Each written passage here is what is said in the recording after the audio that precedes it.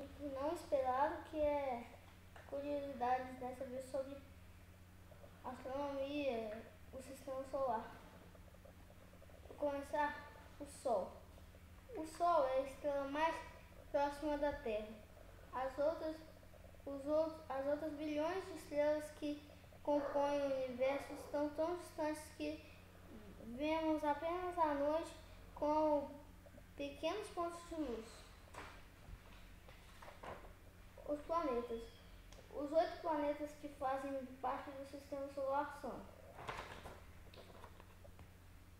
Mercúrio, Vênus, Terra, Marte, Júpiter, Saturno, Urano e Netuno.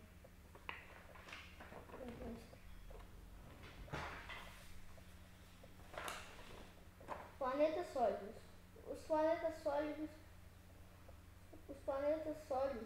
são os menores e mais próximos do Sol. Eles são Mercúrio, Vênus, Terra e Marte. Os planetas gasosos são os planetas mais distantes do Sol e os maiores. Eles são Júpiter, Saturno, Urano e Netuno. São formados basicamente por hidrogênio e hélio.